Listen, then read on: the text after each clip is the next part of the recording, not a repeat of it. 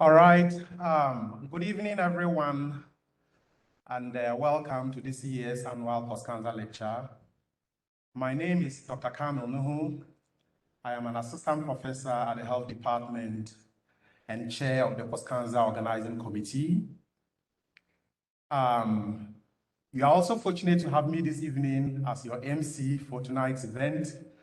Before I came here tonight, I told my 8-year-old son that I was going to be an MC for a very important event on campus that was going to be live streamed worldwide. He beamed, smiling ear to ear, and exclaimed, "Wow, Dad, I'm so proud of you." But really, all I'm doing tonight as your MC is pass the mic from one person to the other as they give the lecture or opening remarks. Before we move right to our agenda, I would like to acknowledge the presence of Dr. Bidabaun, the College of the University, and then Dr. John Cotton, the Dean of the College of School of Professional Studies. We thank you for taking time out of your busy schedules to honor this event tonight. And it tells a lot about the importance we attach to this lecture as a department within the health department here at SUNY Cortland. Let's delve right into our agenda for tonight. We'll start with some opening remarks and a word about the man in whose honor these lecture series were instituted by our department many years ago, Dr. Charles Poskanzer. To do us the honor of giving the opening remarks and introduction is our indefatigable department chair, Dr. Jill Murphy. Dr. Murphy, your audience.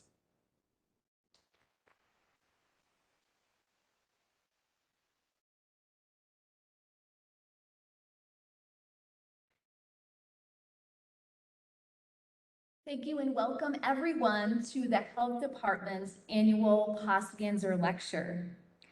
Tonight's lecture is named for Dr. Charles N. Poskanzer, the Distinguished Service Professor Emeritus.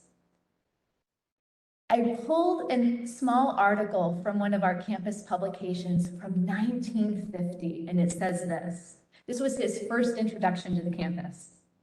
Charles N. Poskanzer has joined the staff of the Health Education Department. Mr. Poskanzer is a graduate of the University of Michigan with an MS from Albany State Teachers College and a Master of Public Health degree from Yale University. He is taught in the public schools of Michigan and New York. And during the recent World War II, he served at Trinidad, Cuba, Panama, Hawaii, Philippines, Okinawa, Korea, and China. Poskanzer joined the health department in 1950, and over the next 4 decades, his accomplishments were numerous. He was chair of the health department for many years. He pioneered a health program that became a model for other health science and health education programs at colleges across the nation. He had contributions that led to the creation of the present-day system of medical health care for the aging population. He and Wilbur Cohen, the future secretary of the Department of Health Education and Warfare, co-authored a study which led to the passage of the national Medicare legislation. And Poskanzer was invited by President Johnson to attend the signing of the Medicare law that was passed in 1965. He established the Medical Care Administration branch of the U.S. Public Health Service in Washington, D.C. He was a consultant to the Department of Health Education and Warfare, was a frequent lecturer on health issues, and in 1966, he served as a visiting professor at the London School of Economics. At SUNY Cortland, Poskanzer served on nearly every standing and ad hoc committee of the Faculty Senate, which was called in the past the Faculty Association. And one of my favorite facts about Dr. Poskanzer was that in 1970, as the Faculty Association chair, he brought a peaceful solution to the student unrest and occupation of the Miller Building, sparked by the tragic events at Kent State. He was very active in local politics. He served as an alderman and then as mayor of the city of Cortland during the 1970s. He was a longtime member and former president of the Cortland County Board of Health. Dr. Poskanzer was a specialist in healthcare administration and planning, and he taught in the health department for over 40 years, and it's estimated that he taught 15,000 students.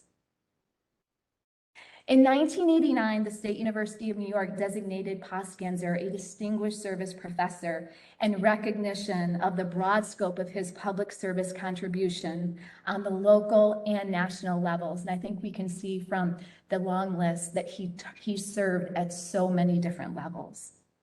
Tonight, I would like to extend a warm welcome to any of Dr. Poskanzer's family or friends who might be joining us remotely. And this would include Chuck's wife, Mrs. Joan Poskanzer, and any of their children, which would include Sherry, Stephen, Deborah, and Barbara. This lecture series honors Dr. Poskanzer's contribution to health and to health care, and it allows us in the health department to continue to shed light on the critical health issues facing us today. So welcome all to tonight's Poskanzer lecture.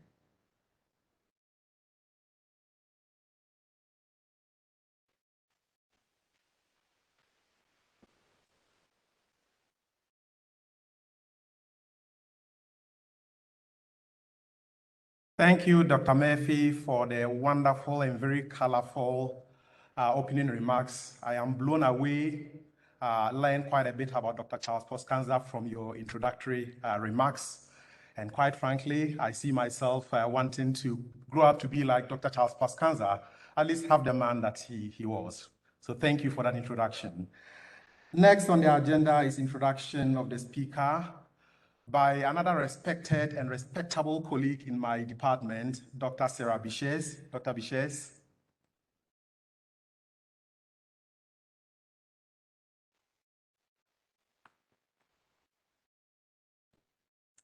Hi, good evening, everyone. It is my pleasure tonight to introduce this year's Poskanzer speaker, Dr. Judy Griffin. I had the pleasure of making Dr. Griffin's acquaintance about 2 years ago when she supervised a SUNY Cortland community health fieldwork student at the end of her time. The focus of the lecture this evening is the opioid epidemic in the United States. Over the course of the 21st century, a parade of addictive substances has ravaged American society, resulting in more than 800,000 deaths to date. New York State has been deeply affected by the opioid epidemic and its adverse consequences, such as opioid use disorder, fatal overdoses, and neonatal abstinence syndrome. It's difficult to overstate the amount of pain and suffering attributable to the opioid epidemic. So perhaps it's really not surprising that we didn't have to look far to find a very well-respected expert in this field. Dr. Griffin is on the staff of Reach Medical, which is a healthcare facility in Ithaca that opened in 2018 to provide care to people who use drugs. She is board certified in internal medicine and addiction medicine. She is a primary care physician. She prescribes buprenorphine. She completed her medical degree at Columbia University, Vagelos College of Physicians and Surgeons, and her residency training at the Primary Care and Social Internal Medicine Residency Program at Montefiore Medical Center in the Bronx. Dr. Griffin currently serves as the Director of Research at Reach Medical and is also the Director of the Rural Health Equity Training Collaborative, which is affiliated with the Cayuga Medical Center. In addition, she serves as a core faculty member for the Cayuga Medical Center Internal Medicine Residency and holds an appointment as a clinical instructor in medicine at Weill Cornell Medical College. She was recently appointed to the New York State Department of Health AIDS Institute Substance Abuse Guidelines Committee and serves on the Criminal Justice Alternatives to Incarceration Advisory Board for Tompkins County as well. So, Dr. Griffin, thank you so much for being our Poskanzer speaker.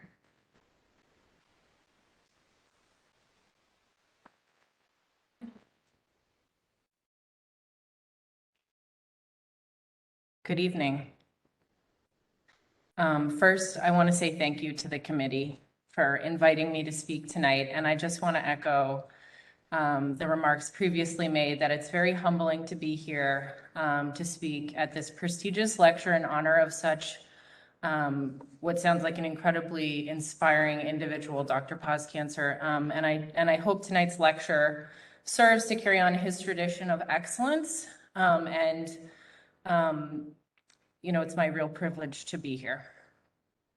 So I was invited to speak by the committee on the subject of the opioid overdose crisis, like Dr. Bescher said. The title of my talk frames what I'll be speaking about: addressing the opioid overdose crisis through a harm reduction, health equity approach, experiences from Reach Medical. So provide a little overview first, some background information, some of the staggering statistics that many of us are all too familiar with. But what I hope to do by the end of the talk is leave people with a sense of optimism that this is a health problem we can tackle and solve. We have many evidence-based tools in our toolkit, and we have many examples to look to that I'll walk us through. We'll seek to describe the opioid overdose crisis as a health equity issue, illustrate some of the evidence-based interventions, including harm reduction services and medications for opioid use disorder, both of which are powerful tools that we have at our disposal to reduce harm and risk, and talk about our work at Reach Medical. And maybe some of you will join me there working, you know, after you finish your program here. One of our research assistants, Jasmine Myrick, is a graduate of the SUNY Cortland program. First, some background, and this slide illustrates what are described as the three waves of the opioid overdose epidemic starting around the year 2000.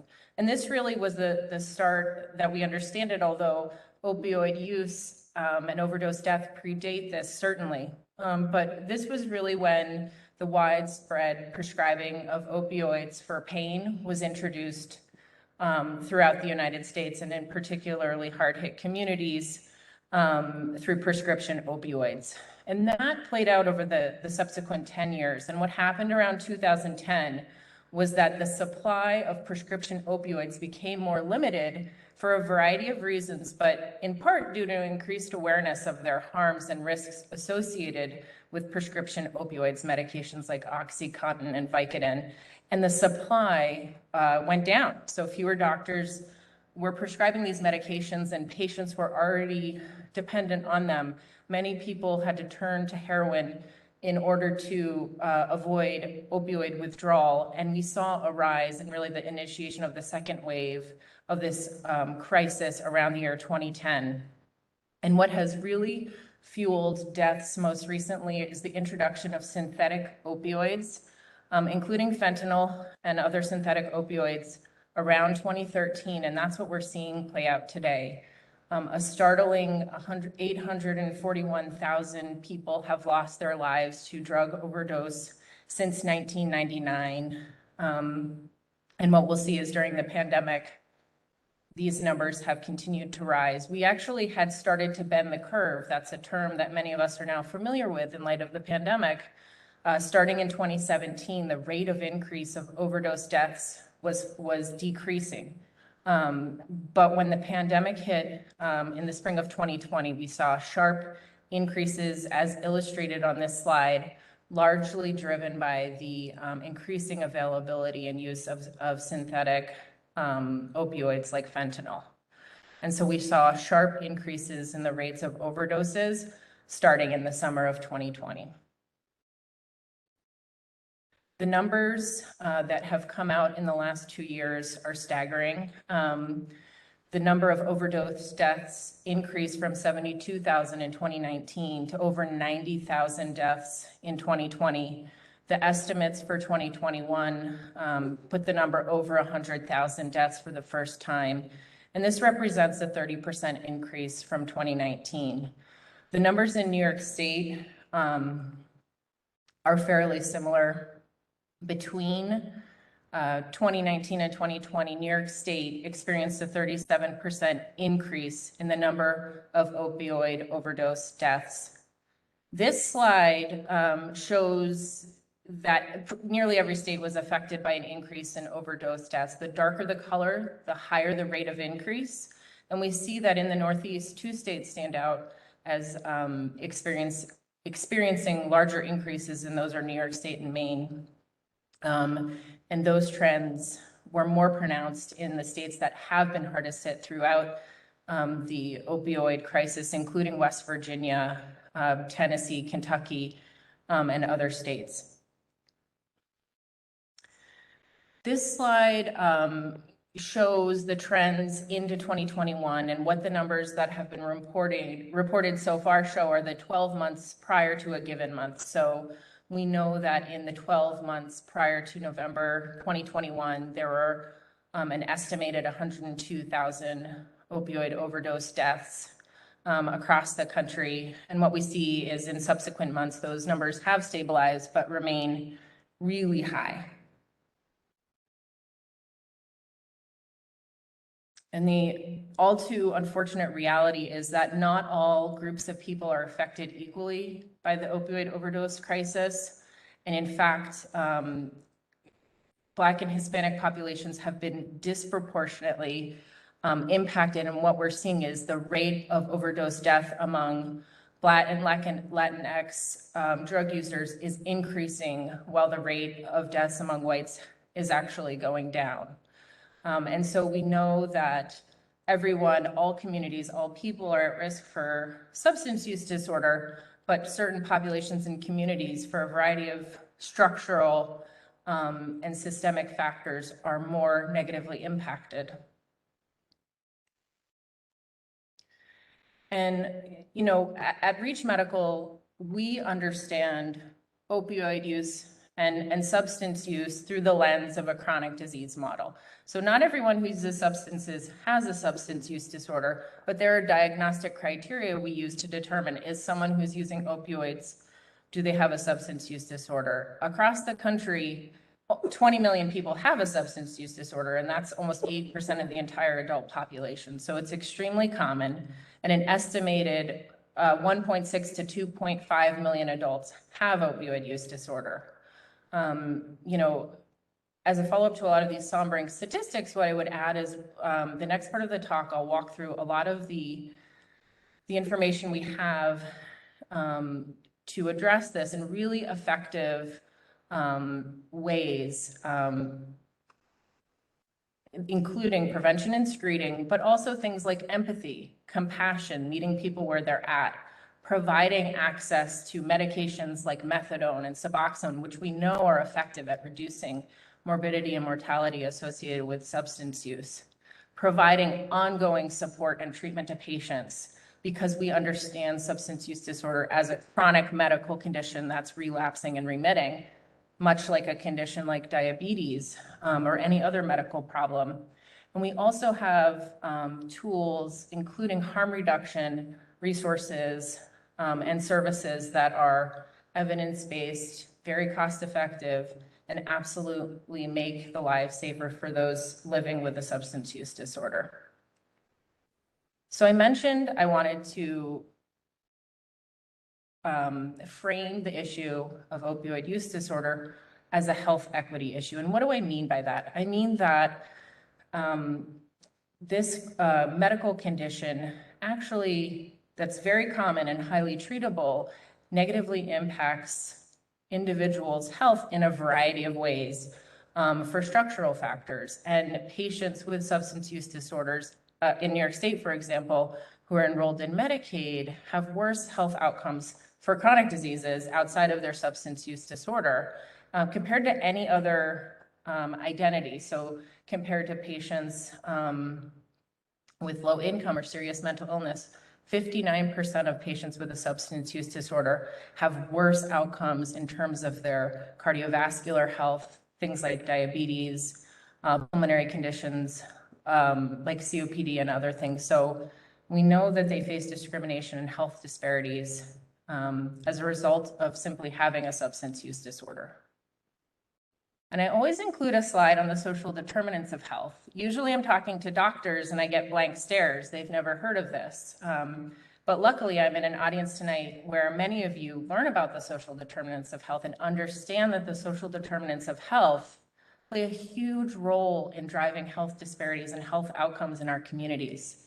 You know, they include factors including food security or insecurity, educational opportunities, neighborhood factors, and the physical environment that individuals and communities experience, economic stability, social and environmental context, and the healthcare system itself. These are all drivers, powerful drivers of health outcomes.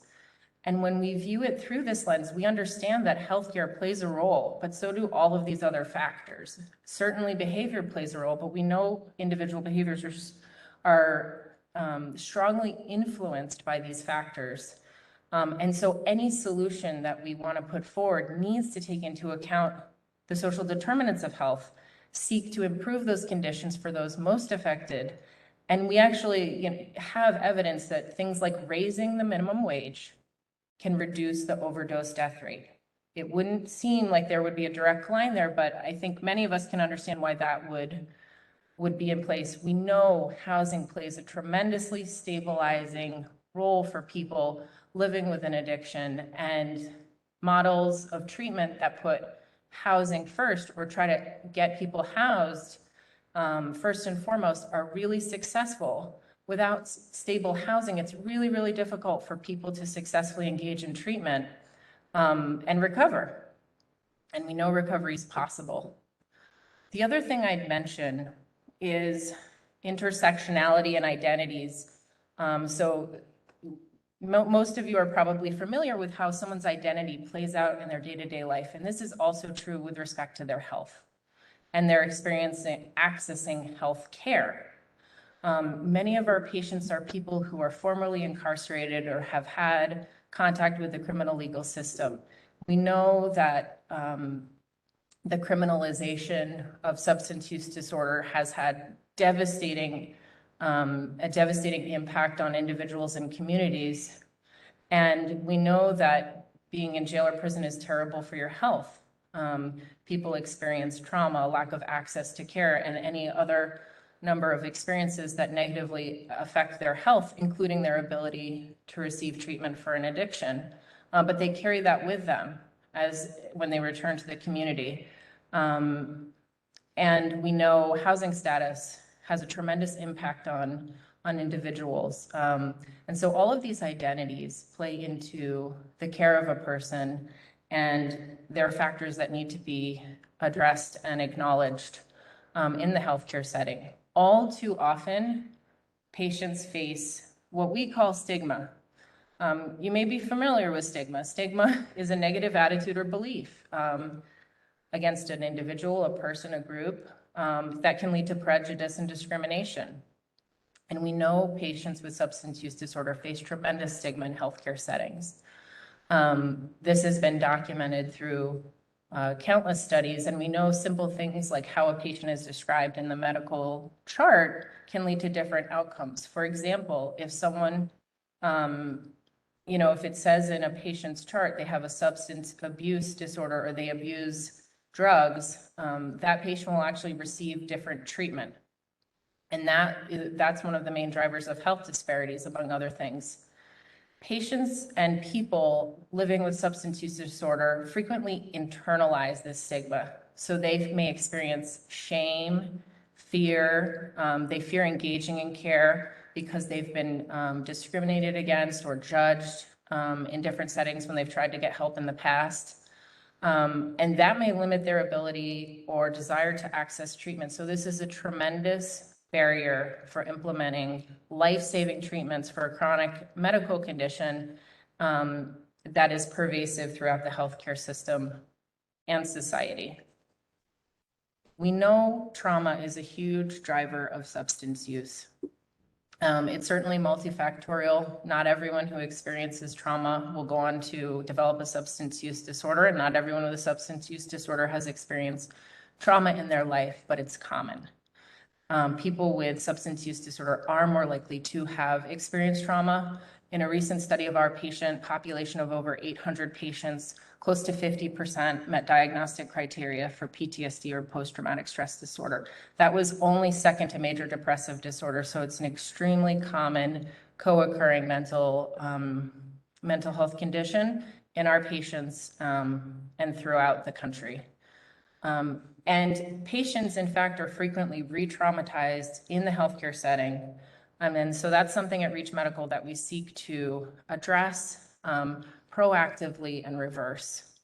On this slide, I wanted to highlight a recent paper that came out in the American Journal of Public Health that I thought did an incredible job highlighting how the opioid crisis is related to the social determinants of health, some lessons learned from past crises, including the HIV/AIDS epidemic over the last few decades, and evidence-based interventions. And the paper really calls out a lot of the things that I've touched on already. Things like how someone's race can impact how they're able to access care or their experience of stigma and discrimination, how poverty and housing insecurity are drivers of the opioid crisis, including things like the child welfare system, which in many cases are both the result of and the cause of ongoing intergenerational trauma among families experiencing a substance use disorder.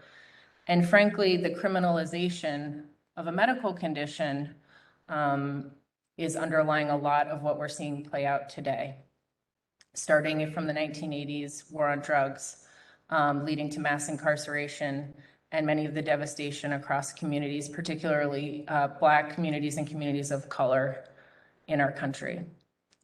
Some of the lessons that can be learned from the HIV/AIDS epidemic are that these are conditions that are stigmatized. They're viewed as someone having a marginalized identity and that behavior is driving this condition. But what we know is risk factors outside of some individual's control, including their environment, their experiences of trauma and other factors, put them at risk and perpetuate disparities that they may experience.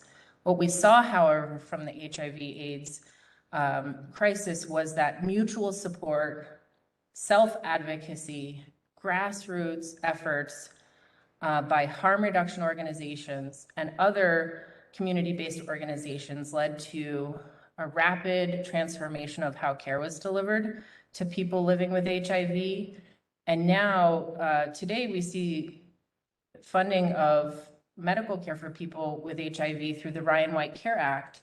And this paper, published in the American Journal of Public Health, calls for a similar policy approach for the opioid crisis, to have designated treatment and funding options, particularly focused on treating people living with substance use disorder. We know there are evidence-based interventions, including in the criminal justice system. Some people might not know that patients entering jail or prison are frequently taken off their medications. So someone, or they may be withheld from someone with a substance use disorder when they're in jail or prison, including in New York State. So in 2021, the New York State Assembly and Senate and Governor Hochul signed into law requiring that every person with an opioid use disorder have access to evidence-based medication while in jail or prison. But prior to 2021, that wasn't true. And that remains true across the country. Fewer than 3% of jails and prisons offer evidence-based treatment. And what we know is people leaving jail or prison are extremely high risk for overdose. In the first 2 weeks after release back into the community, people are at a 12 times increased overdose risk. So if we really want to tackle this crisis, save lives, we know we have to provide access to medical care while in jail or prison and continue that care when people are returning to the community. But those interventions have to be culturally resonant and responsive. And so people providing care need to be from the communities we're seeking to serve and take into account the perspectives and experiences of the communities most at risk. I mentioned Housing First already. That's an approach where people are provided access to safe, and stable housing, and then are, and simultaneously offered access to medical care and harm reduction, which I'll explain more shortly. So what can we do? So that was a bit of an intro, and like I said, I want to highlight the many solutions that we have. The real barrier is that many of these solutions aren't made available. The solutions themselves are stigmatized or marginalized. Many people don't know there's treatment. Many people might not have ever heard that there's medication that can be effective, reducing morbidity and mortality, reducing overdose death by 50 to 80%. These medications are available. We just don't prescribe them enough. Other interventions, including naloxone distribution, syringe service programs, these are all effective interventions that we need to expand. In particular, I'll talk about medications for opioid use disorder. That's the medication that I prescribe. It's called buprenorphine, also known as Suboxone. It's a safe and effective treatment for opioid use disorder, and it reduces overdose by over 50%. If we had any other medical treatment for another condition like diabetes or heart disease that had such astounding benefits, it would be front page news. But because this condition itself is stigmatized and the treatments are also stigmatized, this information isn't widely publicized. In addition to Suboxone, there's methadone, which is even more regulated and stigmatized. And we need to ensure access to these treatments in jails and hospitals and emergency rooms, like I mentioned. And then harm reduction services, including expanded distribution of naloxone, which is the overdose reversal medication. I would encourage all of you to obtain Narcan, to carry Narcan, to learn how to use Narcan. You don't know when you're going to be able to save someone's life. If you don't know how to get Narcan, you can talk to me after this talk, and we'll make sure you get your hands on some. And that has to be made available widely throughout the community. Things like screening for fentanyl. So some of you may be familiar with John Oliver. He recently did a piece on harm reduction. It's a really great piece. I would encourage you all to watch it, but he talks about fentanyl test strips. So these are test strips that are available. So if someone's using drugs, they may not know what's in that supply. So they may be thinking they're using one thing, but in fact, there's the presence of fentanyl. They may not even know they're using opioids. They may not have Narcan. They may not know how to use Narcan. But if they're able to test their supply and identify the presence of fentanyl, they're able to avoid overdose more effectively by being aware of fentanyl. And then syringe service programs are ways in which people have access to clean and sterile equipment, and it reduces things like bloodborne infections, the transmission of HIV and hepatitis C. And it's really a linkage to care. We know that over 30% of people entering syringe service programs, end up in treatment, compared 30% more likely to do so. And what can be said is that combining all of these interventions is the most effective thing.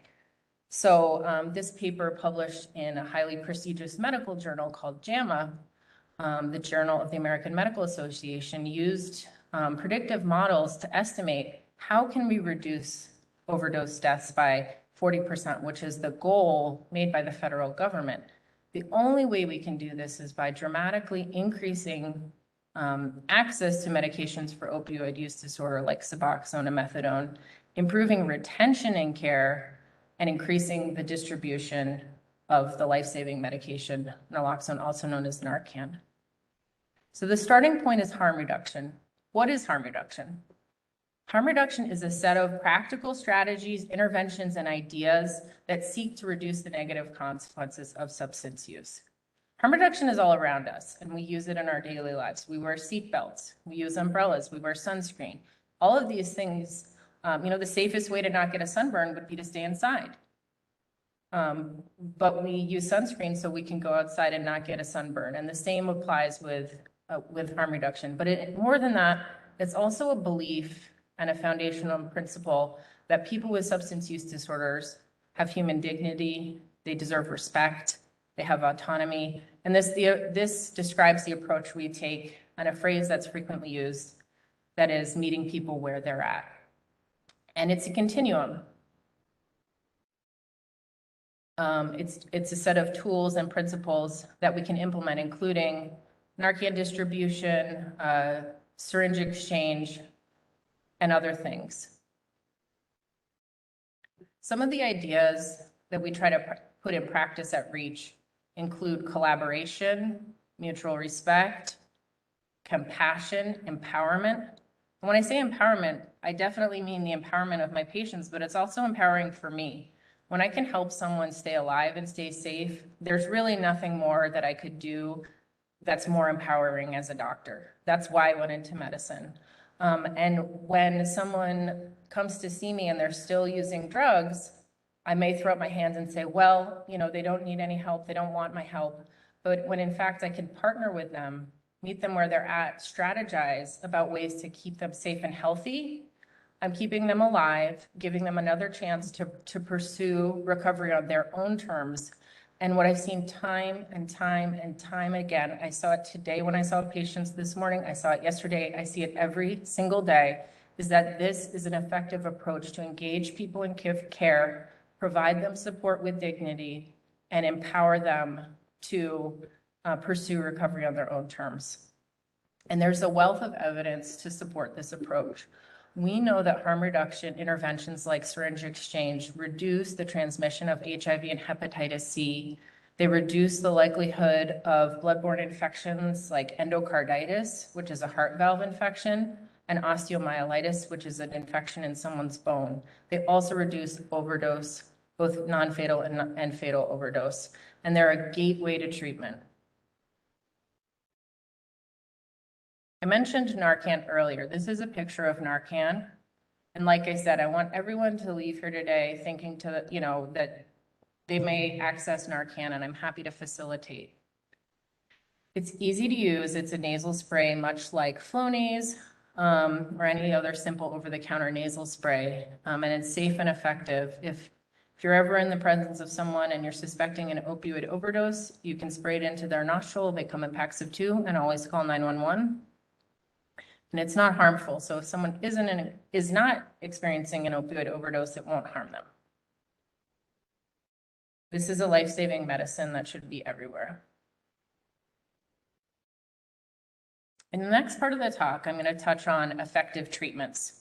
So some of the misconceptions out there are that things like detox and rehab are the only effective solutions for opioid use disorder. And in fact, that's just not what the evidence tells us. What this study published in JAMA in 2020 by Sarah Wakeman from Harvard shows that she followed 40,000 patients with opioid use disorder and kind of saw what happened to them. What treatment pathway did they take and what were the outcomes?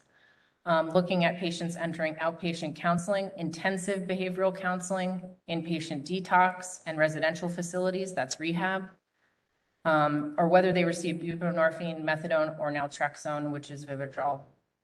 And what her study showed is that only methadone and buprenorphine were associated in reductions in overdose and opioid-related morbidity in the subsequent 3 months. In fact, these are the most effective treatments, more effective than things like detox and rehab. This study, I wish it had been published this year, and I could say this was fresh off the presses, but in fact, this was published in 2003. We've known this for almost 20 years. Retention, this was a randomized clinical trial, which is one of the most rigorous and important ways to study clinical outcomes of patients with opioid use disorder randomized to buprenorphine or detox. Over a 12-month period, patients receiving buprenorphine maintenance, 75% were retained in treatment. That mirrors our numbers at REACH, where 77% of our patients are retained in care over a 6-month period, and that's been stable over years. In the detox group, patients that were detoxed off of opioids and received no buprenorphine maintenance, 0% were retained in treatment, and a startling 20% died. So this information should be informing how we approach the opioid overdose crisis, but all too often this is not the approach that's taken, and this information isn't widely known. This is another study published by Dr. Phelan, who's a leader in the field based at Yale, published in JAMA in 2014, comparing people on buprenorphine maintenance and those tapering off. Tapering is a really common practice where someone is stabilized on buprenorphine, which is the medication in Suboxone, and then that medication is stopped. And what this study found is that the retention rates dropped off precipitously in the taper group compared to the maintenance group. This data came from Baltimore in 2006, almost 15 years old, and what it showed is that there was a 79% reduction in overdose death with the implementation and expansion of buprenorphine in their community. This is pooled data from 19 different studies of over 120,000 patients, comparing patients on methadone and buprenorphine to those out of treatment, looking at mortality. So these are death rates, and we see that the death rate is 3 times higher for patients out of treatment compared to methadone, and 5 times higher overdose rate for those out of treatment. And so none of this is new. All of this is known. We know what works. We just failed to implement these interventions. This is another study, and I don't mean to belabor it, but there's just study after study after study. There's incredible wealth of clinical trial data showing the effectiveness of these interventions. So this was a 75% reduction in all-cause mortality, which is the gold standard outcome in medicine, and an 85% reduction in overdose-related mortality in the 4 months following release from prison in the post-incarceration period. And I mentioned that's a really high risk. This study included over 15,000 individuals. Detox is ineffective. Every day I have patients telling me they want to go to detox. Their family wants them to go to detox. And I have to tell them as their doctor, I wish I thought that would be beneficial to you, but I just can't in good conscience recommend that. We know that detox is ineffective. And if you remember from the earlier slide, 20% of people that go through detox died. And so it's, 83% of people will relapse within 30 days following detox. And the numbers just get worse and worse with each subsequent attempt. And so what we need is access to medication for opioid use disorder, buprenorphine and methadone, as well as the availability of harm reduction services.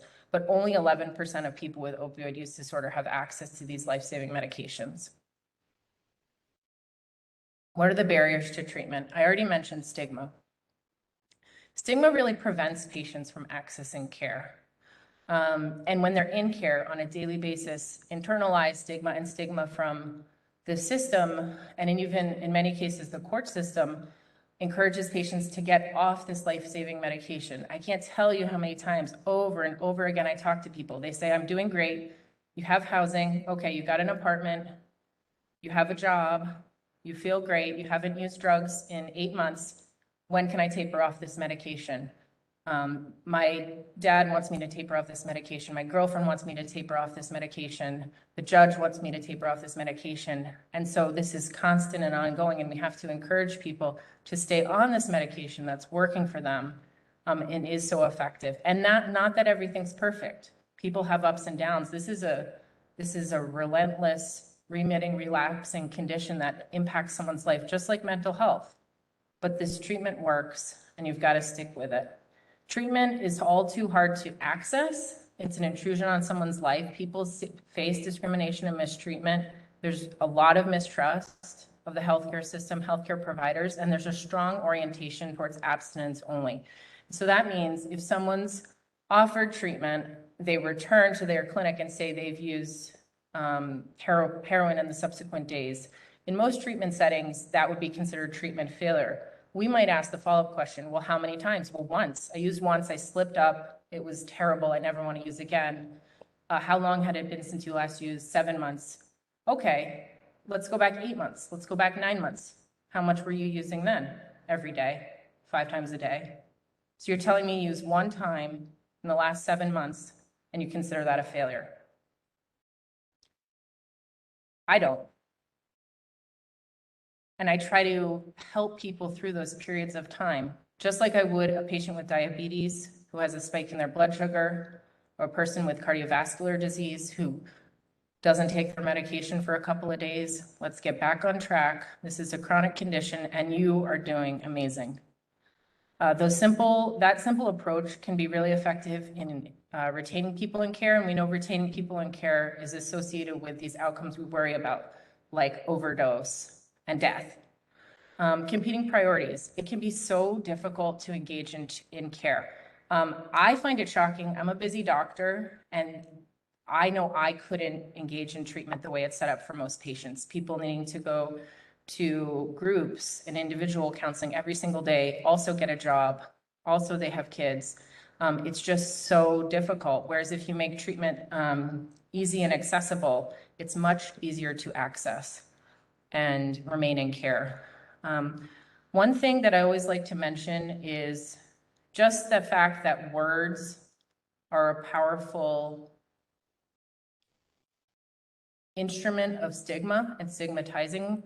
I won't even say the words because, but the words listed under the orange are words that no one should use, certainly not doctors or nurses. People in the, themselves people can describe themselves however they choose, of course. But what I use is, person first language, people with a substance use disorder. We don't say clean and dirty. No one's dirty. We don't say addicted babies. I actually spoke with a judge who said that term, and I had to correct him. No baby is addicted. A baby is born with neonatal abstinence syndrome or neonatal opioid withdrawal syndrome, which can be managed effectively medically. The term MAT is often used, medically assisted treatment. The treatment isn't medically assisted. The treatment is medicine. So we say medications for opioid use disorder. There are so many barriers to accessing these medications at every level, but including at the federal level. So the medications I've mentioned and explained to you are life-saving and have wildly impactful outcomes are hard to get. So for Suboxone, only doctors, nurse practitioners, and physicians' assistants who have gone through additional training can prescribe this medication. So I had to do an 8-hour course. In addition to medical school and residency, I trained for 10 years. I can prescribe as much insulin, OxyContin, or any other medication I want, but to prescribe Suboxone, I had to do an additional 8 hours and apply to the DEA to be able to prescribe, and I could only treat 30 patients at a time in my first year. I routinely see 30 patients in 2 days. So these numbers are really limiting, and even these regulations have been have been lifted to some extent in the current administration, but I still can only treat a maximum of 275 patients total at any given time, whereas most primary care doctors have a panel of thousands of patients. So now I'm going to tell you a bit more about what we do at REACH. REACH is the medical practice where I work in Ithaca. It stands for Respectful, Equitable Access to Compassionate Healthcare. Pretty much says it all. You'd think it would be simple. You'd think this would be basic, just routine. But the fact that we have to say it, we will respect you. We will treat you with compassion. We focus on equity and access. This is what we're all about. Essentially, what we're doing is providing high quality healthcare to those that traditionally face stigma or are marginalized, so they can have access to life-saving treatment they so desperately need and deserve. What is our model? We describe our model as low threshold. What does that mean? There's no barriers. You don't have to jump through hoops. Every day I talk to patients. They talk to my nurse, they talk to me, and I prescribe them Suboxone. Every time that happens, they say, "That's it? You're just going to prescribe me Suboxone?" I'm not sure what else I would do. They have opioid use disorder.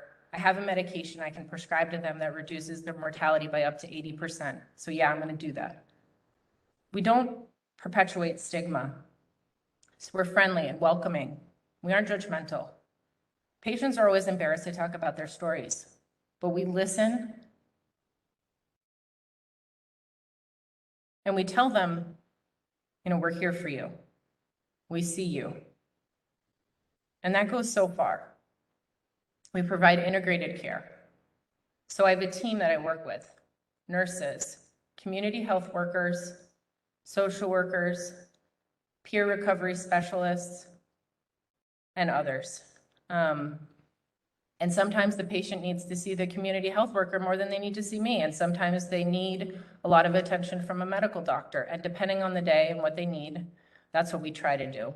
We make it convenient and accessible. We take a team-based approach.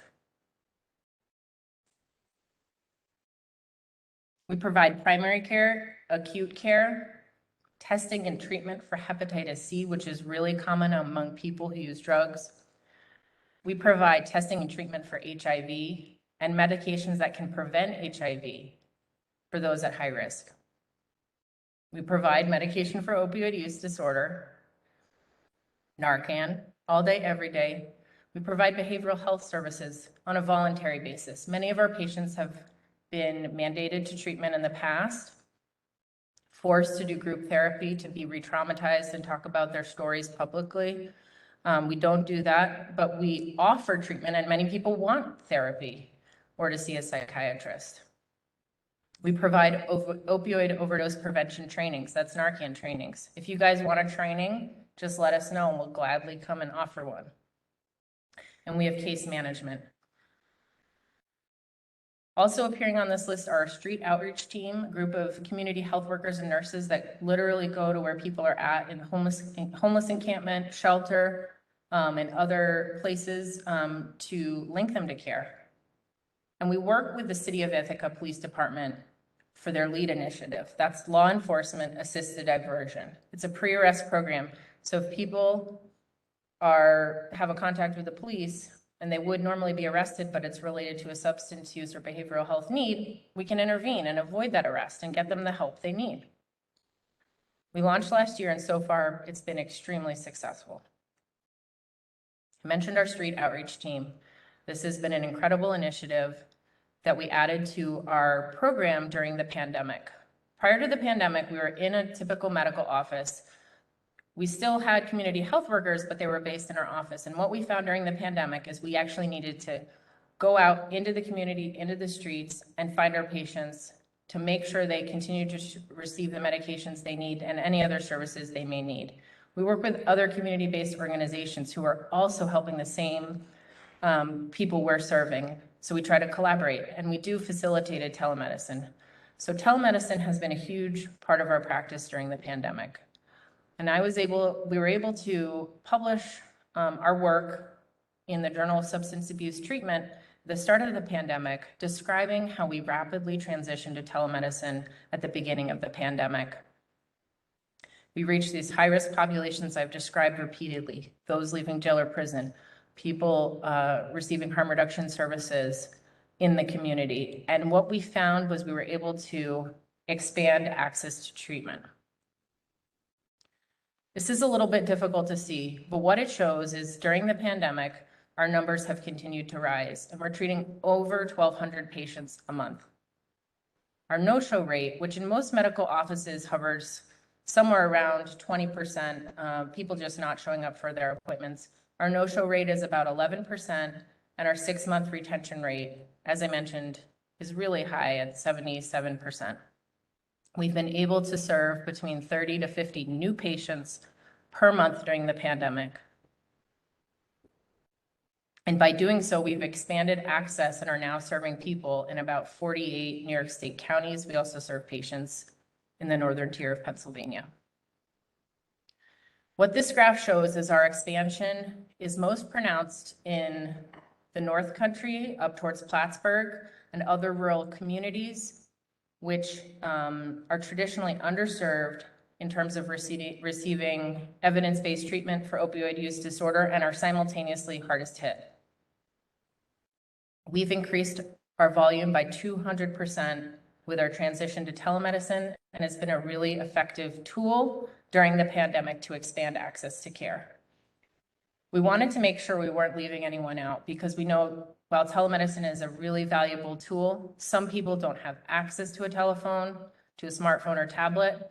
And so we wanted to look at what are some of the characteristics of patients who need to use the telephone to reach us. And what we found was age over 50 and low educational attainment were associated with needing to use the telephone compared to audiovisual. So Telemedicine is a critical tool. It needs to remain present following the pandemic or as we move forward with the pandemic. But we need to make sure we're not leaving anyone behind, and we're reaching all areas of our state so that everyone can have access to this life-saving treatment. And I'll just leave you with this. Every overdose death is preventable. And I hope today you've been able to learn about some of the tools we have. I hope some of you are inspired to learn more about what you can do. And I'm happy to take any questions. Thank you.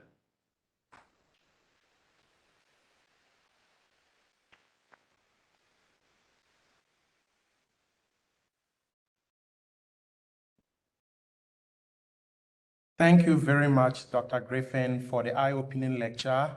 At this point, the next item on our agenda is the Q&A session. That will be moderated in twofold.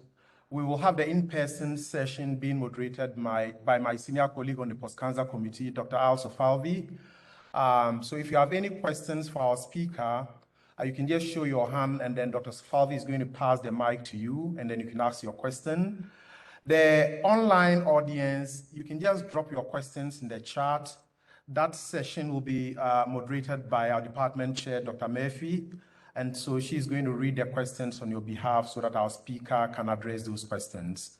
Let's get a question and answer session started.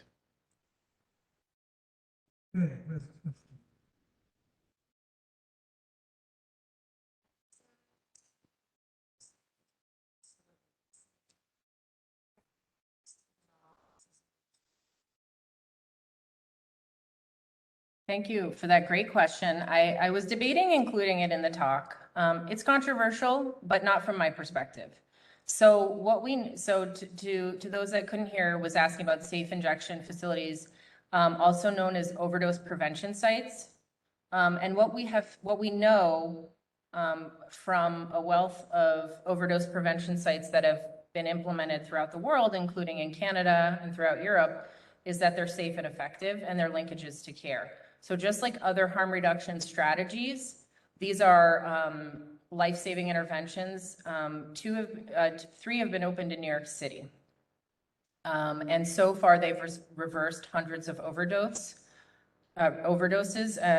0 deaths have been reported at overdose prevention sites. And as I stated earlier, you know, in New York City, they're based in certain service programs, and that's common throughout the world. And we know that that's a great way to access those at highest risk for overdose and link them to services and care. So I'm absolutely in support of them, not because of some sort of political belief, but because what the science tells us, and because 100,000 people are dying from a preventable cause, and that is an effective intervention. So thanks so much for the question. Anyone else have a question? Thank you for your talk.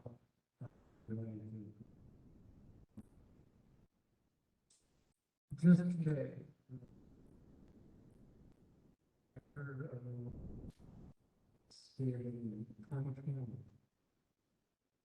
There were adult and teens overdoses.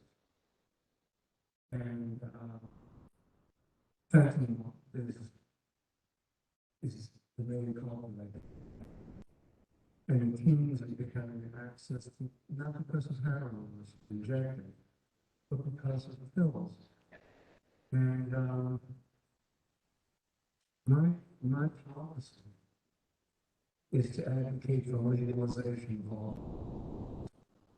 And I believe that that's the only way to change the culture. No matter how much money you buy, I'm just pontificating about it, but no matter how much you make a point about how the senators and assemblymen in New York State will appropriate money for drug treatment and to be used by the communities and block grants, etc. But you still can't get survival in jail if you get arrested. And unfortunately, watching the patients go through. We've already seen the model of Portugal. how do you change that culture? Well, I was worried I went overboard, but I'm glad to hear that, others are proposing these interventions, including, certainly decriminalization of drugs, if not total legalization of drugs. I'm not an expert on sort of the evidence behind legalization. What I do know is that the criminalization of a medical condition of substance use disorder has led to devastating, and in some cases, irreversible consequences resulting in death of tens, if not hundreds of thousands of people. That talked to someone recently who described the war on drugs as the worst policy failure in our government's history, not health policy, but just a policy failure. And we know that these policies are not implemented in a way that's separate from our racist systems, healthcare system, criminal legal system, and disproportionately harm people of color, and Black people in particular. So I think that any solutions that we need to look at have to be on the table. And certainly decriminalization has worked very well in Portugal, like you mentioned. I think it's decriminalization, not total legalization, but I could be wrong about that. One thing that I would just strongly advocate for is the decriminalization of Suboxone. It sounds basic. This is a prescription medication that is safe and reduces death. But patients are routinely arrested for carrying Suboxone. A patient of mine today told me, this is what he told me. I don't know, I wasn't there.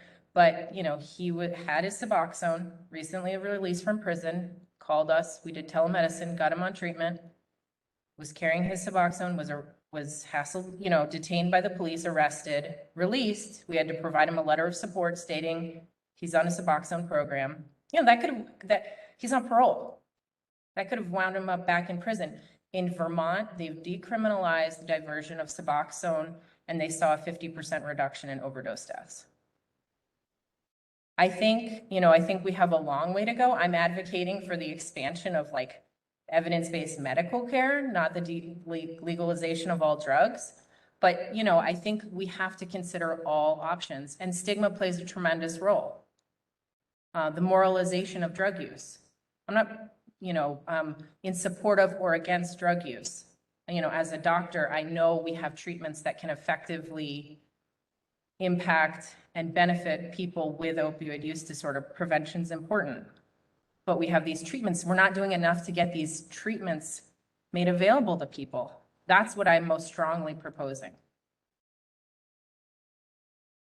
based on my own, expertise and experience. But I welcome we need more interventions. We need as many interventions as we can to save lives.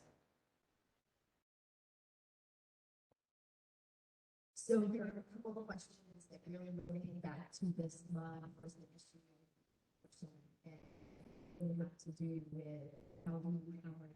So, it's really the liberation of enforcement. How do we deal with law enforcement being opposed to various strategies? So, what suggestions do you have? I think that, one of my mentors once said to me, don't get mad, get data. And I think the power of education, the power of research, I just think that it's not enough.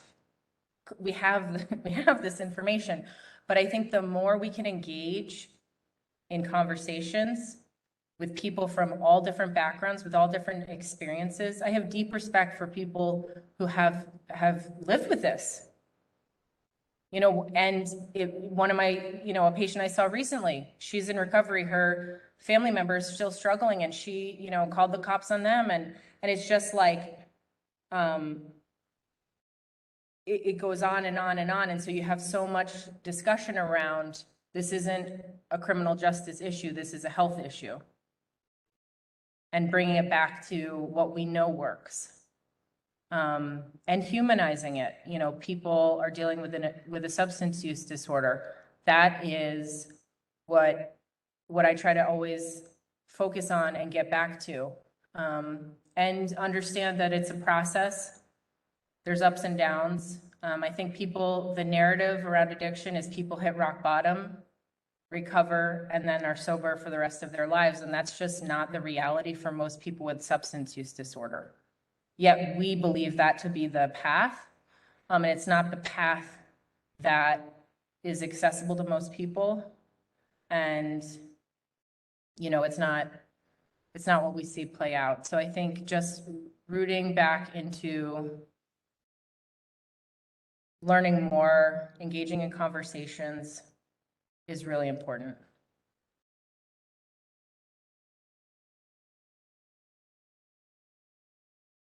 Question? Someone?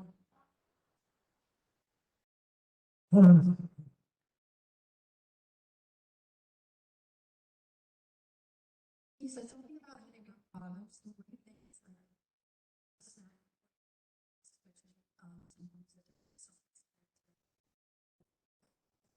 resources and places to go? So what switches someone's start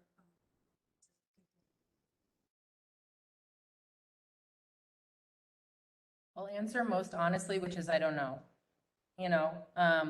but what I do know is that most people's path to recovery isn't linear, and that framing any use or any setback as failure can be really devastating and damaging, and reframing recovery as a path that a person's on and supporting a person no matter what. And some people continue to use substances and they still are people and they have humanity. And I think just focusing on where each of us is, in our own lives and our own struggles, is what you need to do. And what we have found is that we support people over time. And people have a lot of progress. Many people, get on medication and then that is all they need and they do wonderfully. Other people have ups and downs, and other people, it's an ongoing struggle. And each of those people deserve care, they deserve dignity, they deserve respect. So just keep showing up for people. That's what we do. Anyone else?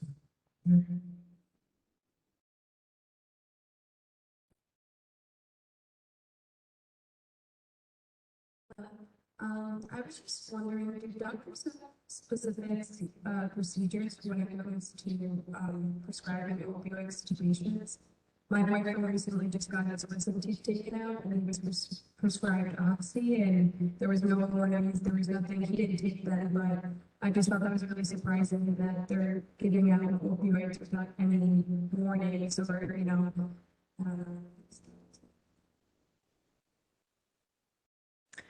Well, it's interesting, and that's what I was kind of getting at, that whereas to do Suboxone, I have to undergo this specialty training, I have all these restrictions, and if, with oxycodone, it's like really anything goes.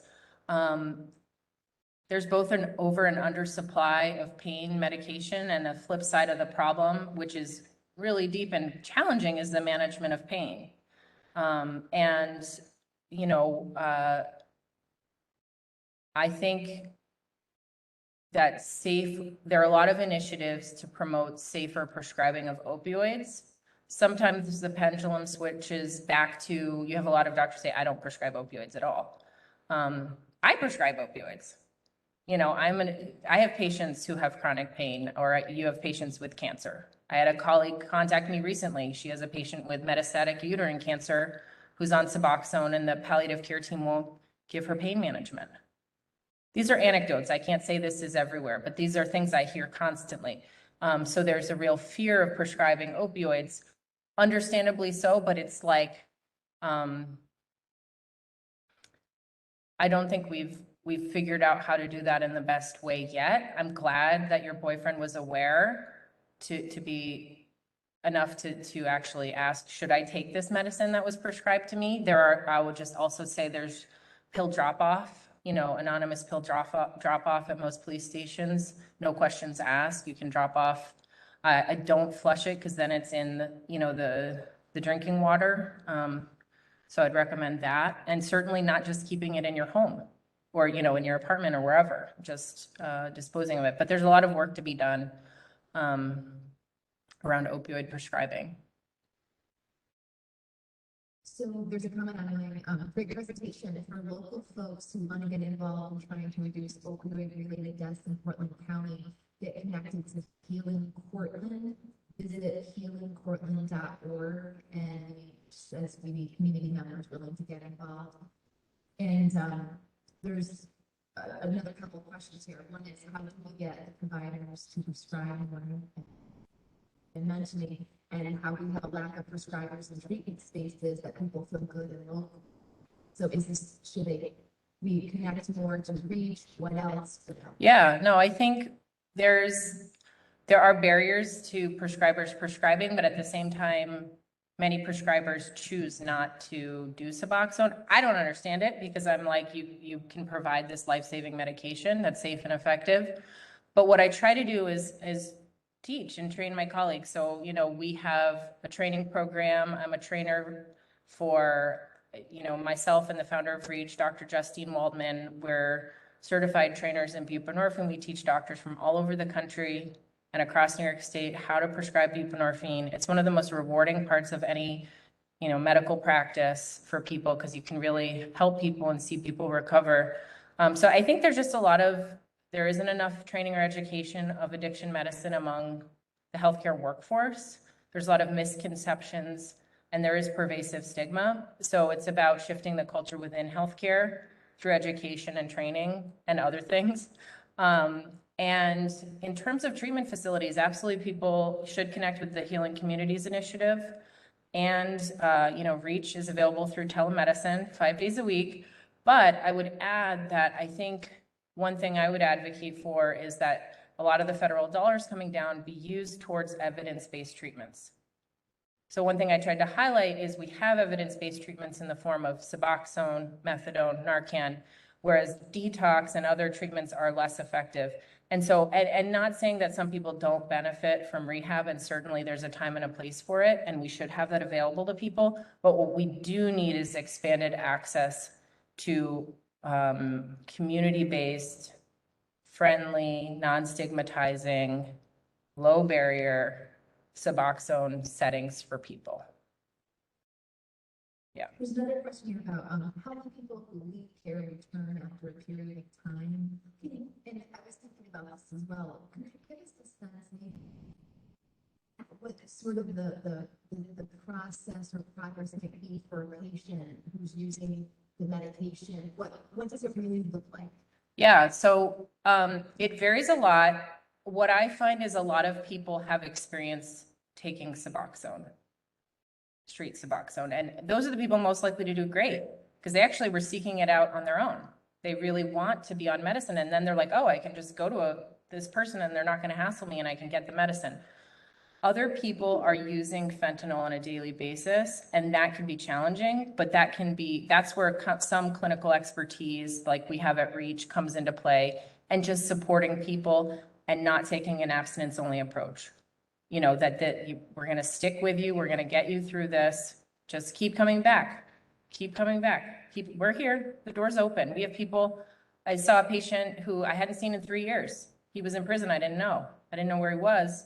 We were his first call. So that door is always open. Or it doesn't mean someone's in prison. Just if they, aren't in treatment, people who stop medication, which I typically advise against, but that door's always open. I want you to call me and come back. So there's no shame. There's no judgment. There's no, thanks for showing up. Where have you been? None of that. You really can't do that, because people will go away and never come back.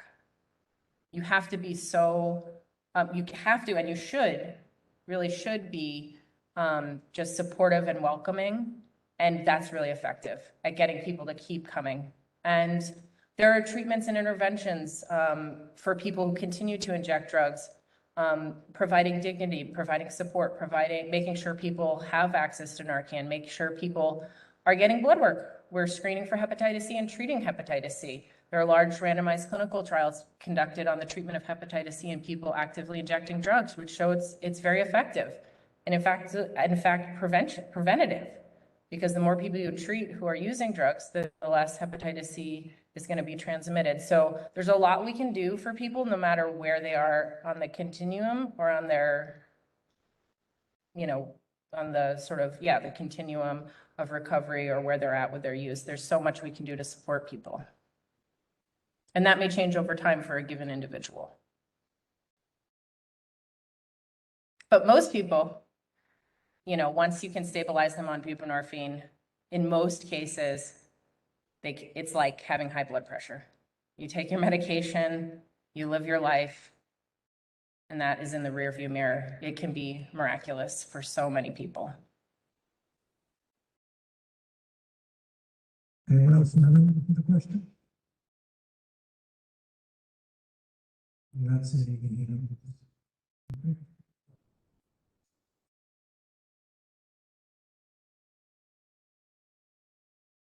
Thank you very much, Dr. Sofalvi and Dr. Murphy, for moderating the Q&A session. The last item on our agenda is closing remarks to be given by my other senior colleague at the department, Dr. Barbara Barton. Dr. Barton.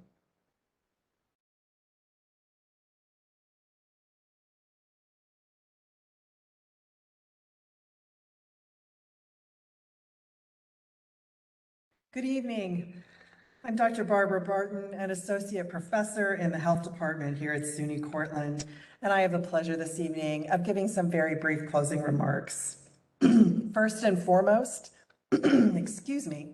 First and foremost, I would like to thank Dr. Griffin, our excellent speaker this evening, for coming to Cortland and sharing her insights and experiences in the ongoing fight against the opioid epidemic that continues to ravage our nation. I would also like to acknowledge the Poskanzer Committee in the Health Department for organizing this evening. This committee works throughout the year to make this event happen. So a special thank you to you, Dr. Kamal Nahu, to Dr. Alan Safalvi, and Dr. Kalechi Ivy Lamberts. Yeah, give them a little love. Give them a little love. I would also like to extend a heartfelt thank you to the Poskanzer Legacy here on campus, which provides the funding that supports these efforts. Thank you all. As we close our time together this evening, I would like to leave you with a quotation and some thoughts. First, the quote. The function of education is to teach one to think intensively and to think critically. We must remember that intelligence is not enough. It is intelligence plus character that is the goal of true education. Dr. Martin Luther King Jr. said these words in a speech he gave in 1948 at Morehouse College in Atlanta, and they are as true today as they were when Dr. King first said them 74 years ago. I think they are relevant for us here this evening as well as we reflect about the immense and complicated challenges the opioid epidemic presents us as a society. I do firmly believe that we can overcome this epidemic that has touched every single community in this nation.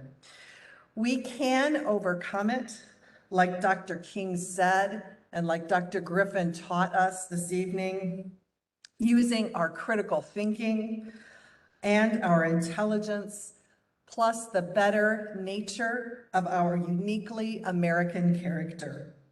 And in the end, all those things, critical thinking, intelligence, and building character, come together in education. And education is, after all, the reason why we are all here at SUNY Cortland in the first place. So yes, the challenges of the opioid epidemic are immense and unprecedented, but I believe we can overcome them using our education as a cornerstone to build a healthier, safer, and more equitable nation for all of us. Thank you everyone for coming this evening. Please travel home safely. Good night.